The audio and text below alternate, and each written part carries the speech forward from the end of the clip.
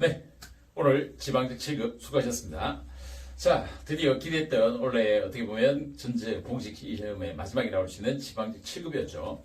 자, 이번 지방직 7급 행적을 총평을 말씀드리겠습니다. 전체적인 총평을 보면, 자, 난이도 면에서는 기존의 7급 시험을 기준으로 해서 봤을 때 무난한 정도, 한 중 정도, 중상에서 중 정도의 상중하로 나눈다면 중 정도라고 볼 수 있습니다. 예상했던 그 7급에 특유의 7급적인 난이도까지 들어가진 않았죠. 그러한 현상은 국가직 7급과 지금 지방직 7급이 간격을 한 2달 사이를 두고 있는데 비슷한 경향을 띠고 있습니다.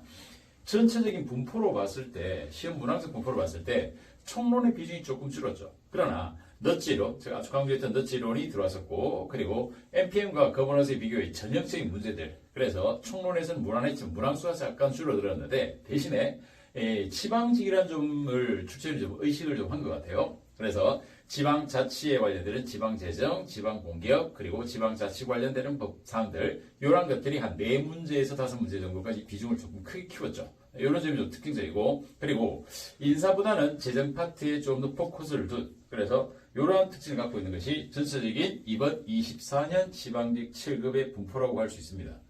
그렇다면 특이한 점은 뭐냐면, 특이성으로 볼 수 있는 것들은 문제 자체에 킬러 문항이 크게 들어가지는 않았습니다. 그렇다면 뭐 예를 들어서 공무원 윤리 강령 같은 경우에 그것도 좀 더 심각하게 물을 수 있었는데 최신 걸 개정하는 것을 반영하기보다는 적용되는 범위가 어디냐, 3조에 있는 사항들인데 그런 사항들을 묻고 있죠. 그래서 아마 윤리 강령 정도 제외하고 나머지 문항들은 일반적인 개념에서 봤을 때 충분히 행작적 체계에서 맞출 수 있는 문제들이었다. 그래서 암기 위주의, 아직도 제가 수업 때마다 항상 강조하는 암기 위주의 행작에 그냥 외워버리자라는 학생들은 아마 이번 시험도 굉장히 어렵게 와닿았을 거예요. 그러나 만행작의 커리를 따라서 행작적 체계 속에서 이해 위주의 체계적 학습을 해가지고 3단계 학습을 하신 분 같은 경우에는 충분히 가능한 점수들을 맞출 수 있고 무난한 시험이었죠. 네.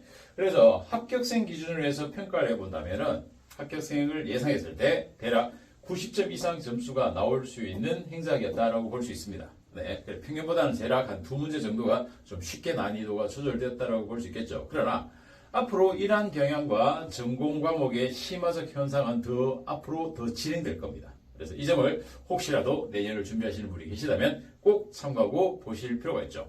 이번 시험에서 우리 만행작 기본 강의와 기본서에서 들어간 것들이 다 반영됐죠. 그래서 11문제, 20문제 중에서 지금 11문제가 다 적중됐는데 이게 바로 적중이죠. 그때로 제가 강조했던 것들이 넛지론부터 시작해서 각각 발생주의까지도 그대로 돌아가 있죠. 네.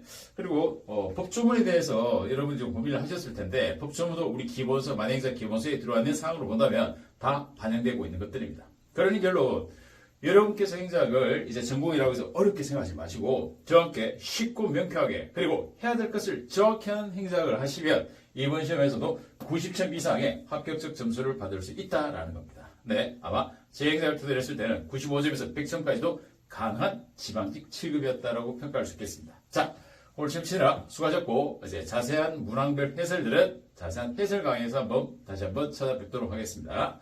수고하셨습니다.